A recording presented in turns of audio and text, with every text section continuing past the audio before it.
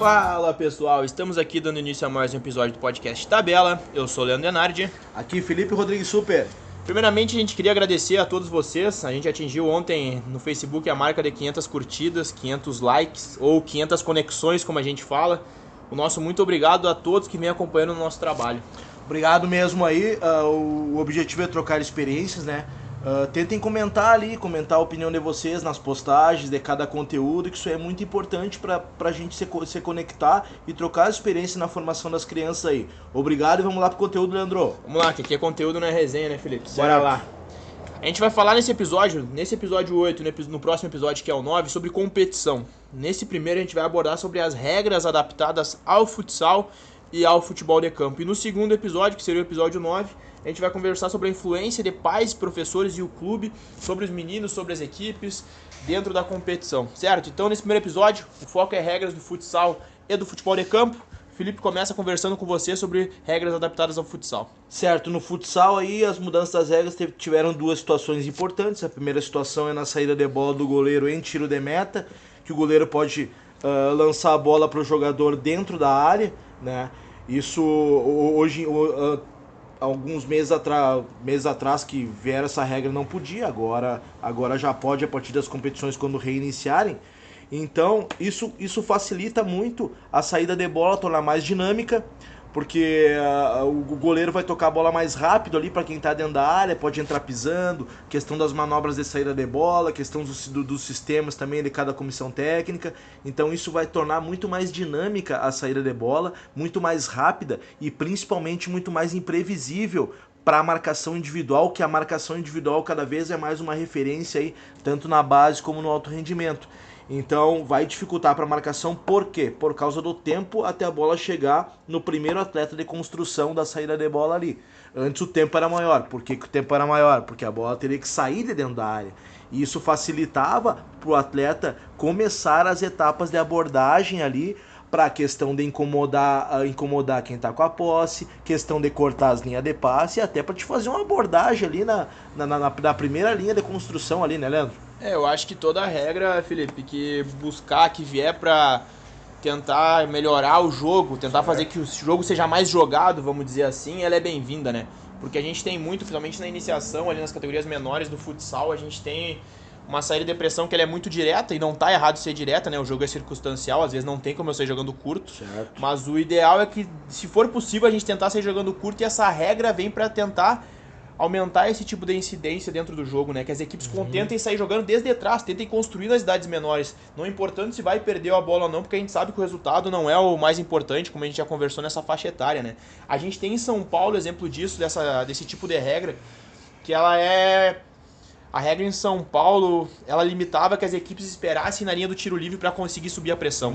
Não podia sair a bola dentro da área, como a regra nova agora permite, mas já tentavam facilitar que as equipes tentassem jogar. Eu acho que isso aí já é muito bem-vindo para a base, para que desde o início as crianças tentem jogar o jogo e não fique só aquele jogo de balão que a gente costuma ver normalmente. Isso, esse balão favorece o resultado, né? Porque com o balão a bola vai estar mais perto do gol adversário, mas também acontece tu pula etapas graves na formação ali, porque a construção do jogo coletivo na formação inicial esportiva da criança é extremamente necessário para as etapas seguintes, né?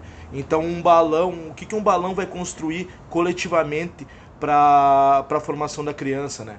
Então a segunda situação seria, aí é só para a base, né? Só para as categorias iniciais, que seria do goleiro não poder transferir direto a bola para a quadra adversária. O que significa isso? Que a bola vai ter que quicar antes na sua quadra para começar a construção da jogada.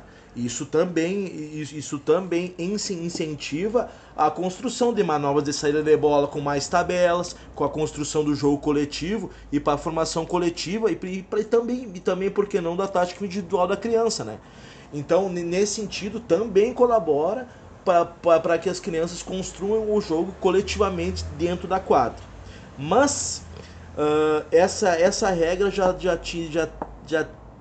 estava tendo anos atrás, E essa regra foi burlada, entre aspas, aí, pelos treinadores, no seguinte sentido. Aí um exemplo prático, aí tem um fixo lá que tem uma batida forte na bola, esse fixo você projetava perto do goleiro, o goleiro tocava a bola para ele, esse fixo transferia lá com um balão novamente, né, em direção à quadra adversária e mais perto do gol adversário, para acontecer um bate-rebate ali, alguma situação circunstancial, né, Leandro? Que essa situação circunstancial do balão, da bola transferida, não é uma situação construída, né? É alguma coisa que vai acontecer no jogo, uma bola que sobra, isso não incentiva a construção da formação coletiva do jogo ali pra criança, né?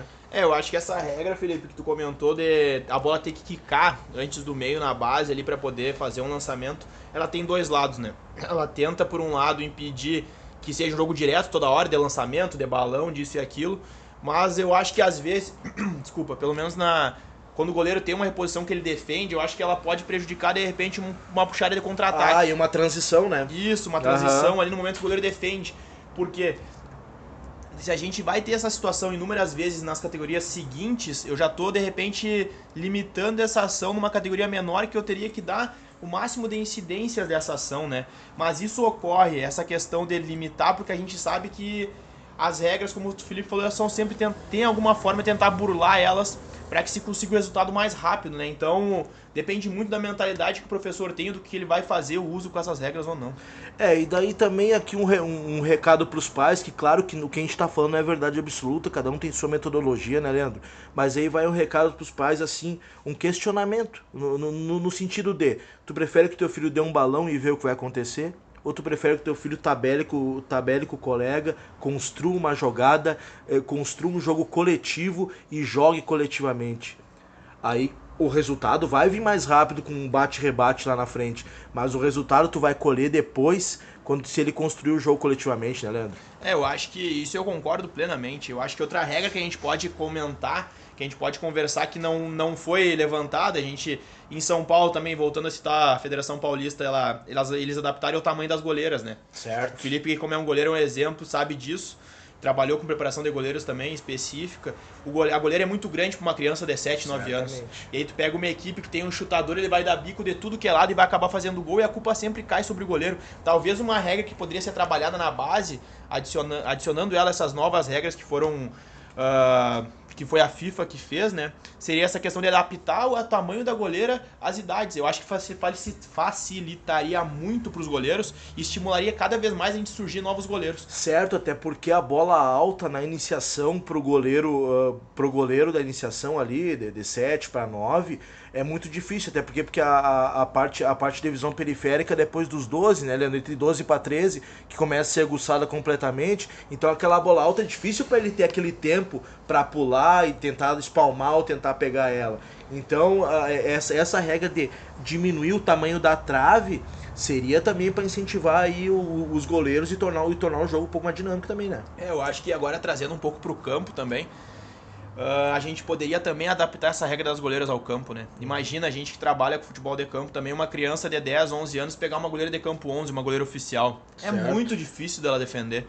Provavelmente eu esteja estimulando essa criança a continuar nessa caminhada para ser um goleiro. Aí que tá a dificuldade de ter gente que queira treinar goleiro, ser goleiro, né? Pois é, a gente é cada vez mais, talvez por isso vai diminuindo as crianças que procuram jogar nessa posição, né? Então talvez se a gente conseguisse adaptar. E não só as goleiras, Felipe, eu acho que adaptar o tamanho do campo, né? Se a gente pega imagens de jogos de crianças de 10, 11 anos, o campo é imenso, é um campo oficial, a gente usa regras de adultos para trabalhar com um menino de 10 anos que não tem uma noção do espaço dentro do jogo ali, ainda bem desenvolvido. O campo reduzido no futebol de campo tá para ser essencial, assim, na base ali, de 10 para 11.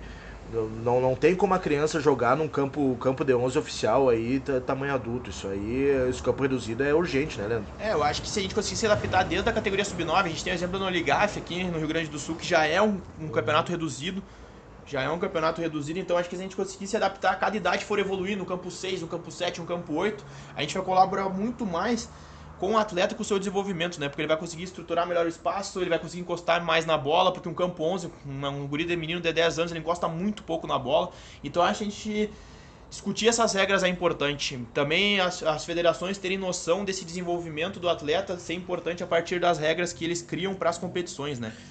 E também debater, né, Leandro, direto com quem está trabalhando com as crianças, né, com quem está na prática. Não adianta ter reuniões de quem não está trabalhando com as crianças na prática. Então, tem que perguntar essa conexão que a gente está fazendo, desses podcasts, ali no YouTube, Facebook, Instagram, é justamente para a gente discutir no bom sentido todas essas questões, para melhorar a formação das crianças aí como um todo, inclusive nas regras que a gente está falando nesse podcast, né? E mais uma vez a questão das regras bate na adaptação à idade da criança, né? Certo. A faixa etária, que foi um podcast anterior que a gente gravou. Tudo tem que ser adaptado à idade da criança para que a gente possa proporcionar a melhor formação possível para ela. Certo, pessoal? Essa foi a primeira parte sobre a competição. Muito obrigado, aguardamos seu feedback. Grande abraço aí, esse foi o podcast das regras, né, adaptadas. Então esperamos aí os comentários de vocês, opiniões. A gente volto a falar que não é uma verdade absoluta, tá, galera? Então aí YouTube, Instagram, Facebook, aí no Spotify, tá os nossos conteúdos aí. Grande abraço e conecte com a gente nessa tabela. Valeu!